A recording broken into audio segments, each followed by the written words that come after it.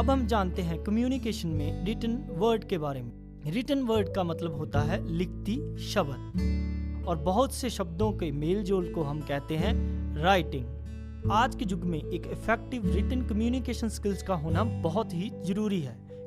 क्योंकि जिंदगी के दौरान बहुत बार हमें रिटन कम्युनिकेशन स्किल्स का इस्तेमाल करना ही पड़ता है। अगर आप किसी को रिटन मेल कर रहे हैं, या कोई राइटिंग कर रहे हैं, या कोई किताब लिख रहे हैं, तो आपको इफेक्टिव रिटन कम्युनिकेशन स्किल्स का पता होना बहुत ही जरूरी है। और एक इफेक्टिव रिटन कम्युनिकेशन के लिए हमें कौन सी बातों का पता होना बहुत जरूरी है, उसमें आ जाते हैं जैसे कि use simple and direct language,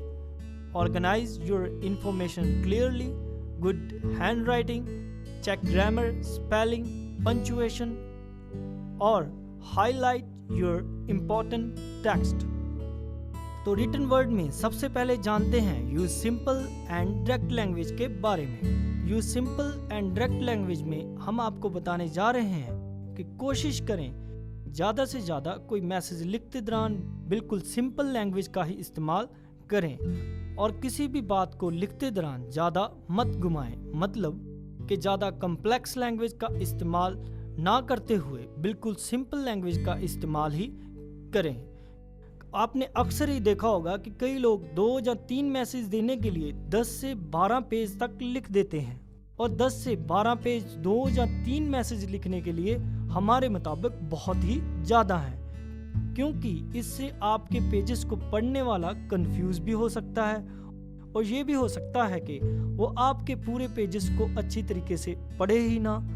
और ये भी हो सकता है कि अगर वो आपके पेज पढ़ भी ले, लेकिन आपकी इतनी ज़्यादा राइटिंग से वो आपके द्वारा दिए गए मेन मैसेज को समझ ही ना पाए। इसलिए कोशिश करें कि कोई भी राइटिंग करते दौरान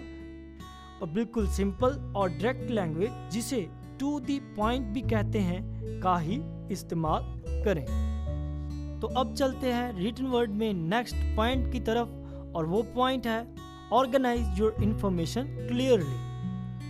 ऑर्गेनाइज योर इंफॉर्मेशन क्लियरली में हम आपको बताने जा रहे हैं, अगर आप बहुत ज़्यादा राइटिंग करने जा रहे हैं तो कोशिश करें कि उस बहुत ज़्यादा राइटिंग को पहले कुछ पॉइंट्स में डिवाइड कर लें। उसके बाद आपने क्या करना है कि जो पॉइंट्स आपस में ज़्यादा मिलते जुलते हैं,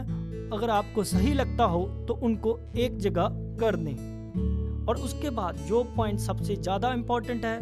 मतलब कि जिसके बारे में आप बहुत ज़्यादा बताना चाहते हैं, उस पॉइंट को सबसे पहले नंबर पर रख लें, और जिस पॉइंट के बारे में आप बहुत कम बताना चाहते हैं या जिसकी वैल्यू बहुत कम है,